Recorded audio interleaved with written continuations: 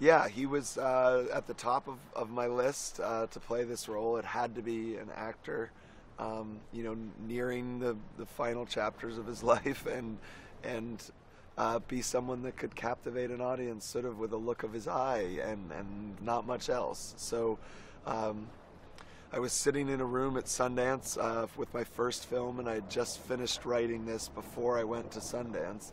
And I was sitting there, and he does this welcome speech to all of the filmmakers the first time, or I think all the filmmakers. And you go to this brunch, and there's probably 200 people in the room, and he comes in, and I could sort of barely hear him. I was way in the back, and then this person comes behind me, and I didn't realize, but there was there was essentially a big speaker behind me that had not been turned on. And someone came along, realized it, and about 2 minutes in, plugged in the speaker, and his voice suddenly sort of blasted from over my shoulder. He then proceeded to tell this amazing story about Jeremiah Johnson and how he had to fight for the distribution and all these things. And that voice sort of was sitting in my ear, and I realized, he has many gifts as an actor, but that voice, is right near the top of the list. And I sort of felt like maybe at this point of his career, that voice is almost holding him back in a way. It's baggage that he has to carry with him. So take it away from him and see what he can do. And to his credit, about a month later, I offered him the role, and he read it. And about 4 days later, I was in his office.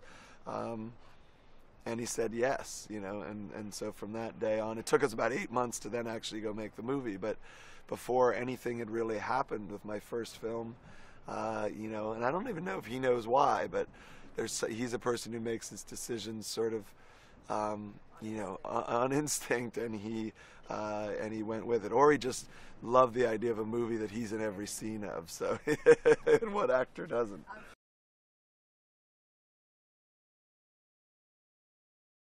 Yeah, no, it's terribly simple. It wasn't simple to make, but the concept is insanely simple. I love survival films, this sort of general genre. I think it's kind of a fun place to be, and in a weird way, one that's so fraught with sort of issues. There's very little it's really from a writing perspective. It's just very difficult to come up with any kind of a convincing or realistic sort of narrative thread that doesn't feel forced. And so in a way, I said, what if you sort of don't have a narrative force instead of literally being, with this person? And I thought that was, I wish there was a deeper reason to it, but I thought that was a pretty cool challenge. And then for me, the film is about this guy coming to grips with his own mortality, which is the one fate we all share, obviously, that we're not here for long, and so that's as it turns out, it's kind of everyone's one universal fear in their lives, and this movie, that's all it's about, is slowly realizing that your time is up. And you better have done everything you could and tried as hard as you can to the last day. And then, hopefully you go with a smile. And in a way, that's what the character does.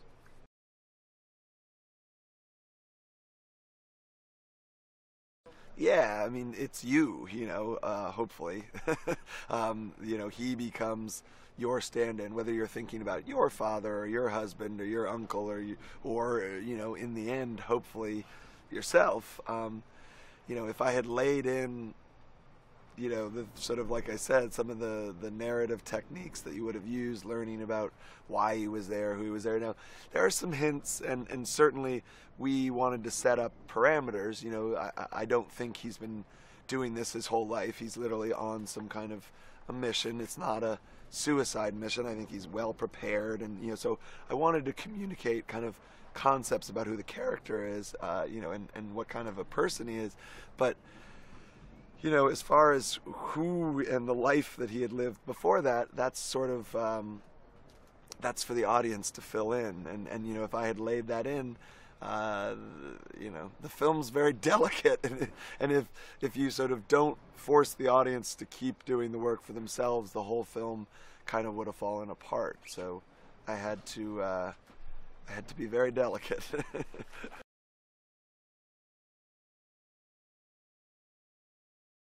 Yeah, I think you know, the way I write films usually is I see the entire film almost in its entirety before I ever sit down to write it, and then it's this brutal process of sort of getting that out. But for me as a filmmaker, the joy was that was the movie, you know, that I wanted to make, and then to be here where the audiences are.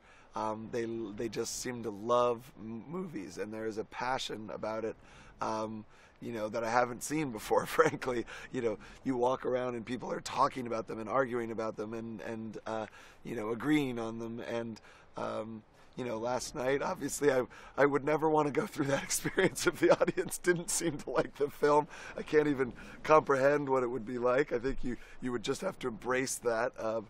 But you know, that room last night was you know, so beautiful for a filmmaker, and I think for Mr. Redford, who I was sitting next to, who we went through, you know, 3 months of frankly not very, you know, this movie, we always knew the movie in its entirety could be really fun, and maybe not fun but interesting, but the making of it was a sort of very slow, brutal, detailed process that you know, for me to be sitting there next to him, you know, and what I know I kind of put him through, frankly, emotionally and physically, to do that, to have realized that I sort of delivered a decent movie, which was my responsibility to him, you know, it was, you know, obviously pretty cool.